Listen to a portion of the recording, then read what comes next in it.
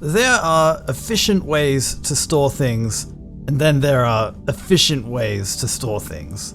Depends what you're optimizing for, you know? And I think optimizing here for the sheer number of paints stored per unit of space available is actually the wrong approach, at least for me. Because when you cram as many paints as you can into a small space, guess what? You can't see the labels anymore, just a sea of lids, or bottoms if you turn them up the other way. You can paint the lids, or print little models that go over the top of them and then paint those, but for me personally, that's just a little bit too much busy work. I would rather optimize for visibility. That means I'm not going to be able to store as many paints in an equivalent space, but I am going to have a much easier time browsing and accessing this collection. And browsing is really important for me, because all too often my painting choices are just simply informed by pure whim of whatever is right there in front of me, and all too often I don't end up reaching for something simply because it's out of sight and out of mind. But I want to become a better painter because I enjoy painting, and I don't do it enough because everything in this studio is currently more or less optimized just for filming. So today I'm going to change that. I'm going to optimize this area for hobby, and I'm going to use this big fancy 3D printer here to do it. Creality K2+. I'm not going to get into details here. There'll be another video for that. It's definitely a Creality machine. Let's just say that much for now.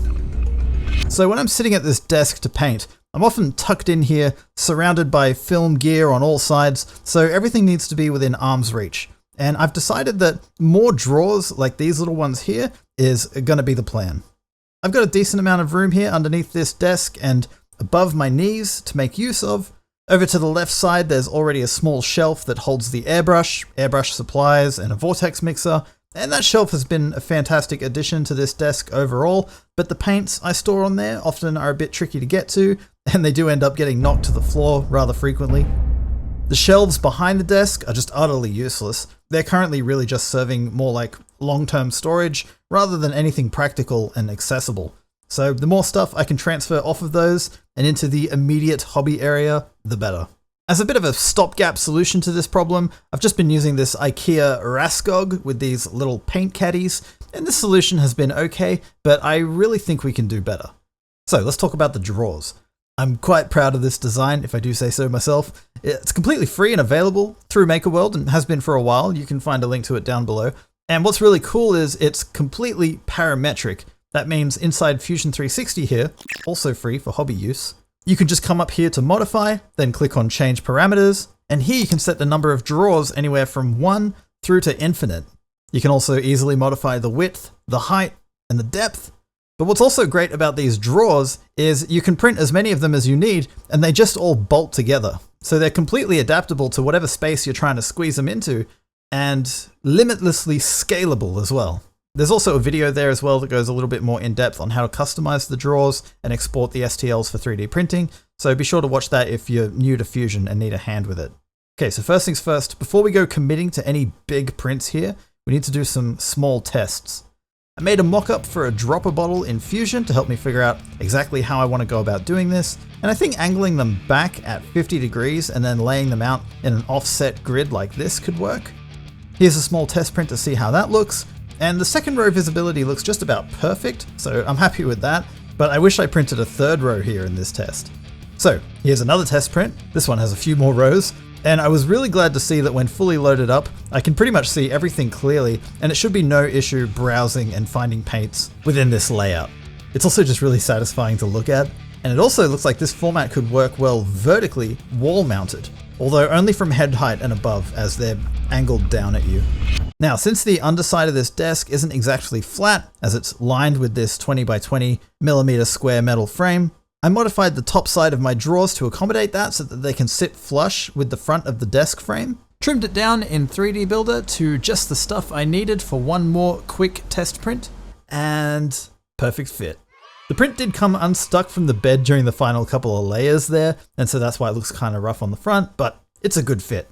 That's the main thing. As I began modifying the drawers to fit all my paints, I started to notice some potential issues.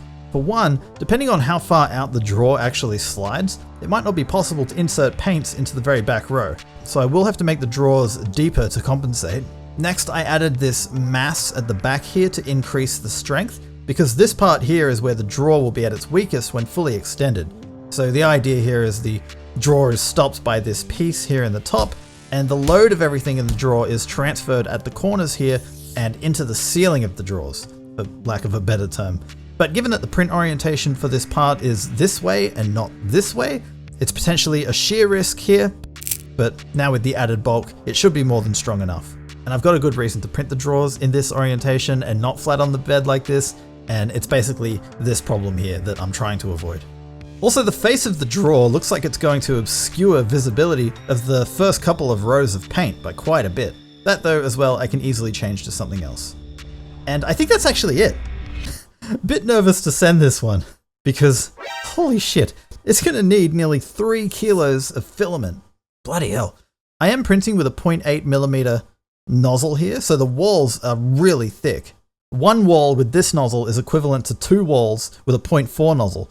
So what I did is I reduced the walls of the print to just 1 and the infill down to 8%, and that reduced the print time to under a day and saved a whole kilogram of filament. I think it'll still be strong enough, so let's send it. If there's one thing I can say about this machine so far is, at least it works, technically.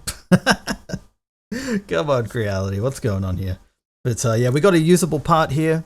The supports came away really nicely. Whoa. And this is a mix of Bamboo Lab matte black PLA for the front face, same as my other drawers, so the whole front face will look really nice, I think. And then it switches into Creality Hyper PLA blue, where all the print quality falls apart for some reason, and then later on it changes into Sunlu High Speed PLA in blue, where the bad print quality carries through, but then for some reason toward the top suddenly becomes decent again. I don't know. Boy, can I just say, thank you everyone for helping me hit 70k subs. What a milestone. Just 30 to go till we hit the big 100. So if you haven't subscribed yet, help me out, would ya? Click it. Clicky the button. So roughly 12 hours later and the first drawer here is done, and sadly the quality issues do persist. The last print was Orca Slicer, this one was Creality print. I guess I just can't have one walled prints? That seems insane. Especially with a 0.8mm nozzle on these boxy, relatively simple models. Single walled prints have never really been an issue for me before, so I'm super disappointed here to say the least. Quality issues aside though, these are still technically successful prints, they feel robust, and so they should work fine. And I can't help but feel a little bit stoked to see it coming together. The drawer slides in and out of the housing great, and seeing this thing loaded up with paints is incredibly satisfying. So, time to do the next drawer. Also, check this out. I bought a H2D. Ouch! Video on that thing next, I believe. And yeah, God, rest in peace, my wallet. Patreon, please. Speaking of Patreon, just give me 2 seconds here while I pay the bills before we continue. Become a Once in a Six Side member through Patreon, buy me a coffee, or through YouTube, and get a whole host of epic 3D printing perks, including access to the Discord, extra videos, the welcome pack, as well as a bunch of incredible exclusive rewards that are only available till the end of this month. So hurry, don't miss these fantastic STLs from Arcane Whiskers, Artificers Mini, Goetia Miniatures, Imp 3D Sion, John Bear Ross, Lucas with a C, and Tractor Miniatures. But if you can't become a paying member today, that's alright, no worries.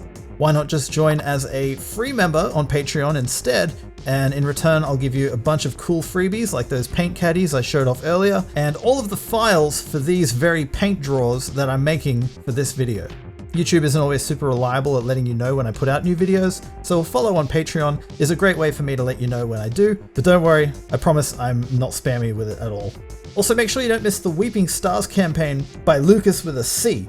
Lucas has supported this channel for ages now with a bunch of great miniatures for the Once in a Six Side community, and his new campaign, Weeping Stars, is live on My Mini Factory Frontiers right now. It contains over 90 models across 4 grim dark factions.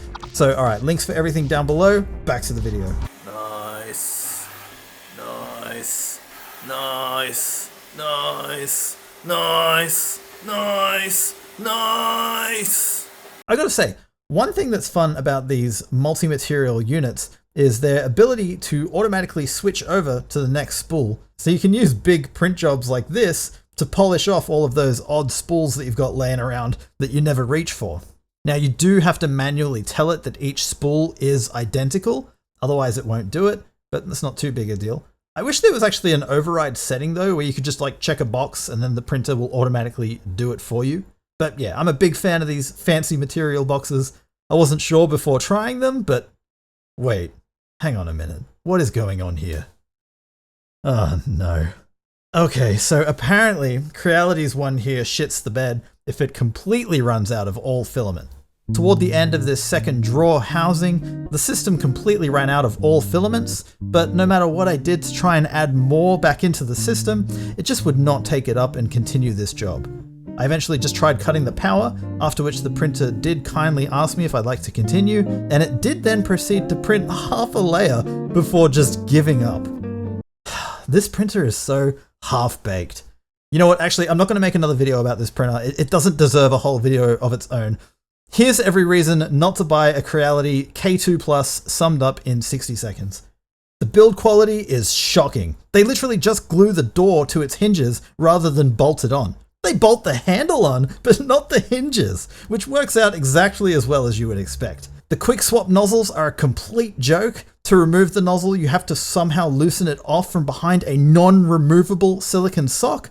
So I ended up just cutting off the end of that thing to access it. Then before you install a fresh one, you got to grease it first. Then you have to thread it all the way up in there, except you can't because it always gets stuck halfway up, which is a known issue where the solution is to loosen off these two bolts here, then jiggle everything around while trying to continue screwing the nozzle the rest of the way in before tightening everything down. Terrible user experience. And finally, and most importantly, the print quality is just subpar at best and barely usable at worst. Not nice. So thank you Creality for dispatching me this steaming mound of feculence. I will not be leaving an affiliate link down below. Okay, to be fair, the print quality was better with smaller nozzles. Here's a filament poop guide that I printed with the 0.4. It's not bad. Here's a miniature I did with the 0.2. It's pretty good. But for a big printer like this, I really expect it to shine with a 0.8 nozzle. Anyway, the hunt for a large printer that isn't a turd regretfully continues. Maybe the H2D will be better. Surely, it cost everything! That's one of the most expensive things I've ever bought in my life. Anyway, despite the K2 Plus shitting the bed and failing to finish the job, there is a silver lining here. This print is salvageable. Even without the final couple of inches or so, this part will still hold the drawers well enough, I think. And thankfully all of the bolt holes printed, so I can still get everything mounted appropriately.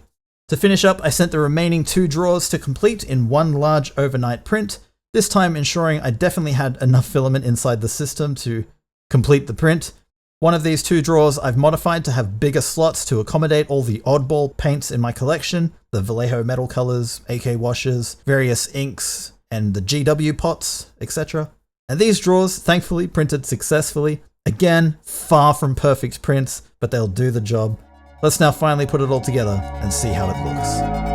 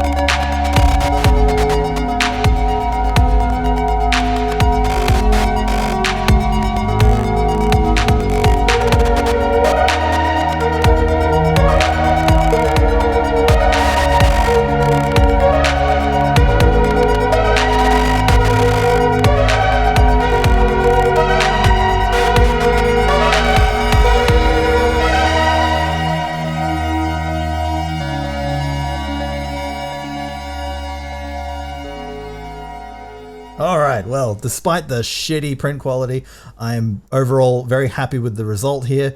It feels good to have everything I need for painting and hobby right here at my fingertips. The larger items like the oil paints and airbrushing supplies now live conveniently on the Raskog beside me, and yeah, I don't know what else to say. I think this turned out great. What do you reckon though? Is this a great hobby solution or a giant waste of time and filament? I welcome your comments and I read them all. Okay, end of video. Go upgrade your hobby area now, or don't. You can do whatever you want. Just don't buy a K2+.